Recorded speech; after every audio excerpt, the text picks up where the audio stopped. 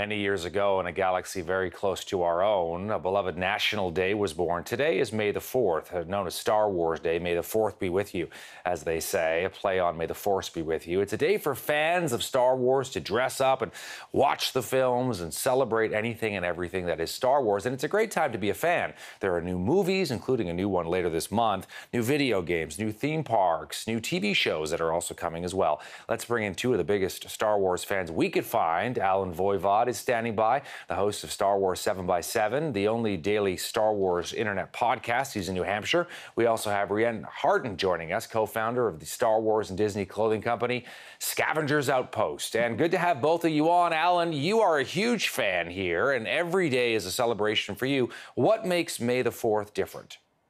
Well, it's a day where we essentially declare that we have the right to be all about Star Wars unapologetically. I mean, sometimes we just take our little doses here and there and we weave it into the normal fabric of our lives, but this is a day where we can say, nope, stop the world. It's all about Star Wars today, and we can enjoy the heck out of ourselves and loudly and proudly proclaim our celebration, our joy, our deep feelings for this franchise. And what about you, Rianne? This has got to be a big day for you as well. I would completely agree. Being especially a fangirl, I think we're looked at a little bit differently, just because it's, there's still that stigma of Star Wars is only for boys. So to be able to have a day where you can just kind of be whatever you want, do whatever you want, and express your excitement over the fandom is just really, really cool. So, and to have an entire day dedicated to something you love so much, it's really special. So. As the three of us are talking, we're going to show some of the photos that we found on Instagram, because people really get into this on May the 4th, and they come up with some really cool different logos, and they come up with their own little versions, all to sort of say, May the 4th be with you, of course, with Vader, and on it goes. Alan, there is a big movie coming up at the end of the month, Solo, a Star Wars story, which is another fan. And, oh, look, he's got his T-shirt on as well. And so this is really exciting because, one of the big things for fans is you guys want more content. You want more stuff to sort of be part of the whole universe. And there's this big movie coming all about Han Solo, his early years.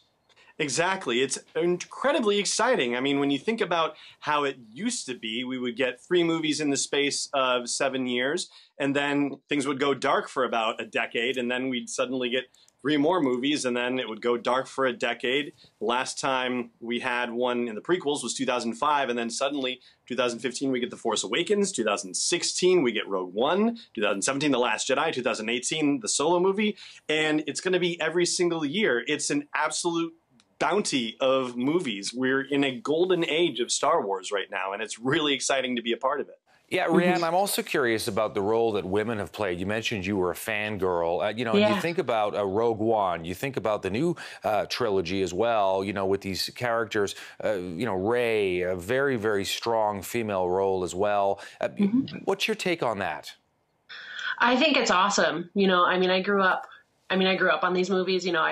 I've always been a fan, so having Princess Leia was just incredible. Having someone, she was, 19 in the first movies, maybe even younger, someone that was a senator and this strong rebellion leader. And then for them to come out and now, the main heroine in this new trilogy is a woman, obviously. And then we've got Jin, who is also a woman. And it's just, that's incredible. And it's so cool because when I was little, we just had Princess Leia, and she was enough. But now we've just got so many of these awesome women that are coming in, and I'm so excited to see Emilia Clarke in Solo. So I think it's awesome.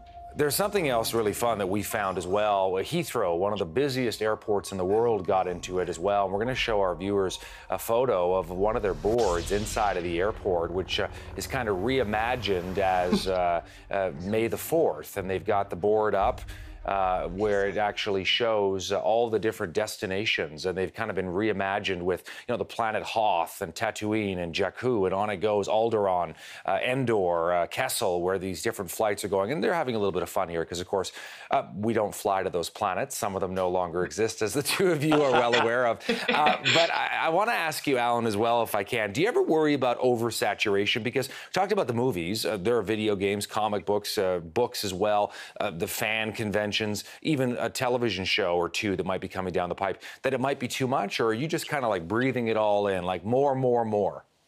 Well, the wonderful thing about being a Star Wars fan is that you can really pick and choose what you want to take in. There are a lot of people who don't read the comics, who don't read the books, who ignore the TV series and just say, all I care about is the movies, and that's it. And that's perfectly fine. So those folks are going to get a movie a year at this rate, and that's still a wonderful thing. For the rest of us who want to drink in as much as possible, turn on the fire hose as long as the content is still solid, as long as they are not overextending their own selves in the amount of content that they can produce. If they can keep the quality up, then they can put out as much as they want, as far as I'm concerned, because we all get to decide what we want to take or not take as part of our own particular journey of fandom. Yeah, last word goes to you, Rianne. Do you agree? I completely agree. I've, over the course of, I think since Force Awakens came out, I've, my sister and I were both huge fans. We've converted so many of our friends into Star Wars fans, and some of them, they'll just watch the new trilogy. Some of them will go back and they're like, all right, tell me how to watch all these movies. We've got a friend right now that's going through the Clone Wars series. So it's exciting to see, and it's fun that I've got so many different friends that kind of have their hands in different areas, and watching people fall in love with the series that I've loved my entire life. It's really cool. So I have no problem with them coming out with a movie every single year for the rest of my life. That's cool. So Rianne Hardin joining us from Wisconsin, and Alan Voivod joining us from New Hampshire. Great to have the two of you on today with us in Canada. We really appreciate it. Thank you. It's good to be here. Thank you. May the 4th be with you. May the 4th be with both of you as well.